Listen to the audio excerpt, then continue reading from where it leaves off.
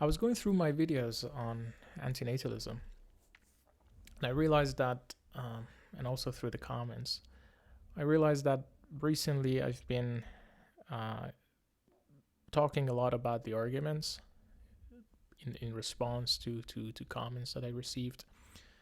But I'm not really a big fan of arguments, in this case at least, because now I made also a video back then when I was making the short videos that for me antinatalism is something. It's not really because of the arguments, It's very difficult to convince someone who's not convinced of antinatalism using an argument, and the reason is that the other position, the pro-natalist or natalist position, that is also not based on an argument. That's this kind of intuitive feeling that one has toward procreation. So to basically counterbalance that thing, going into arguments and providing premises and conclusions is not going to really work. So for me, I'm not saying that they're not useful. As I said, I made also videos on them. But for me, just the thing that really hits you about antinatalism is not about the arguments. It's not about the logic behind the argument. Rather, is about the love and compassion. So today I want to talk more about that, to focus more on that love and compassion.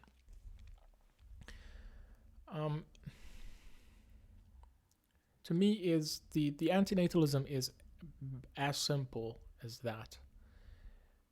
Just having some compassion, some love for the children that we hopefully will never have.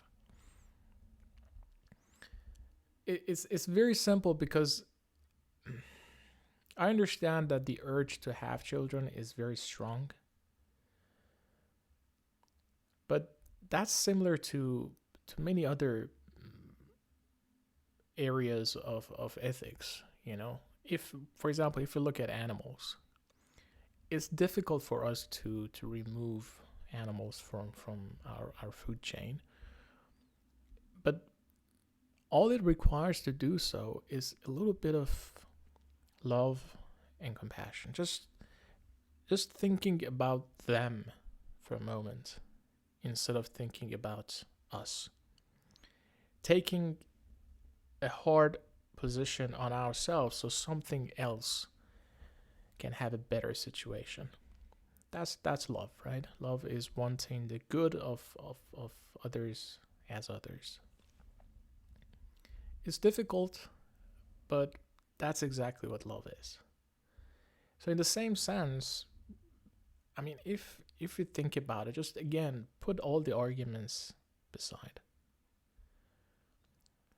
Just think about living in life.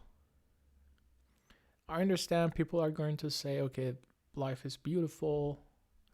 There are good things about it.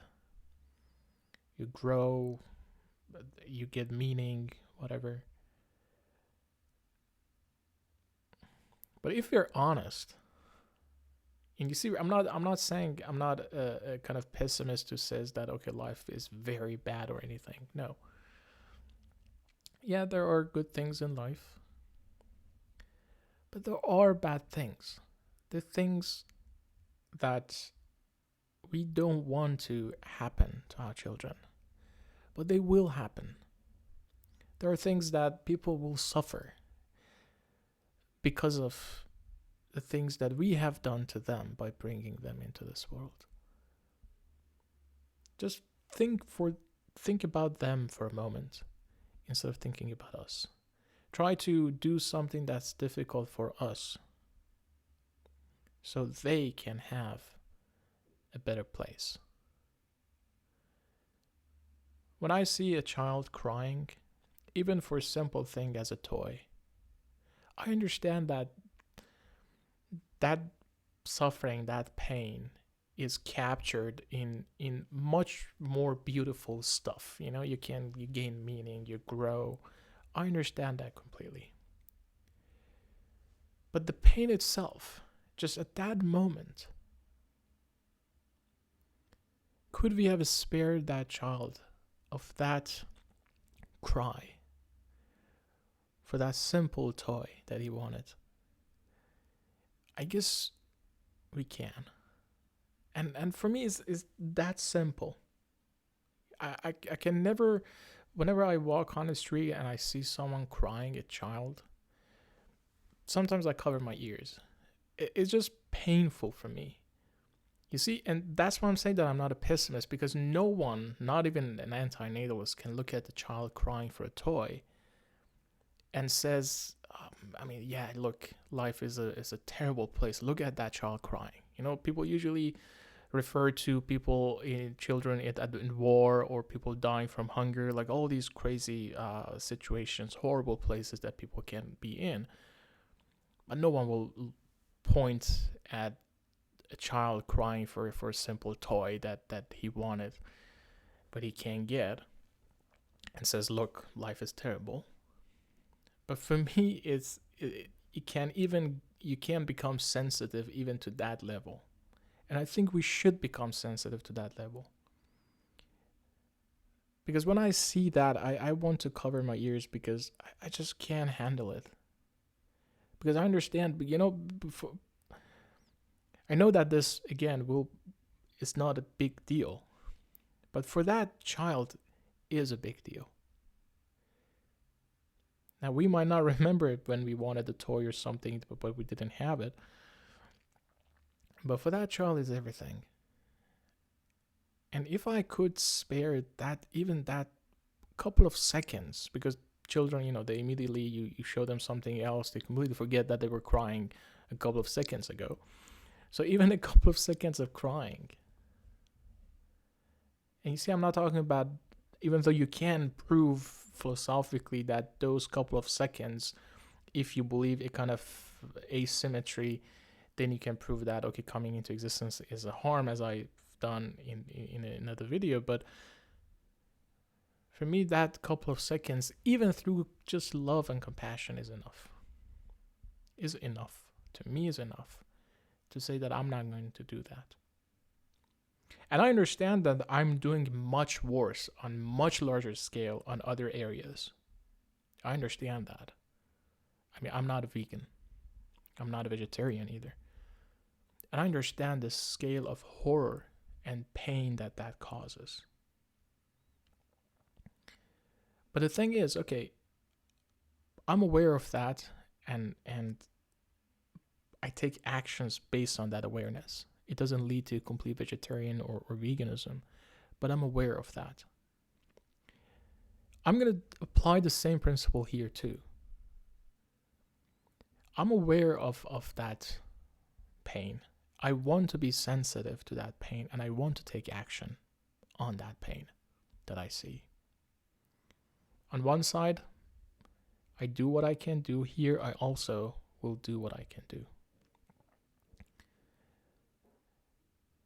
And for me, that would mean to spare that child from coming into existence. Because I can't. I'm especially for children, and also animals. It's the same thing. But the innocent, it's just too much, And I understand, again, some people are going to be, okay, this is not the way to live. We can't be so soft, We can't be like those, they call it, this is what they told us in the comments, like tree huggers, that you're so sensitive, and then that's not the way to live. Life is a hard place, so you need to toughen up. But that's exactly the point. That the world is a place that you can't be sensitive. What does that tell us? If you need to be a hero to live through life, if you need to be tough to live through life, then we shouldn't impose this on someone else. If you need to be so rough, if you need to handle so much pain, if you need to become insensitive just so you can get through life and make things, then we shouldn't do this on someone else without their consent.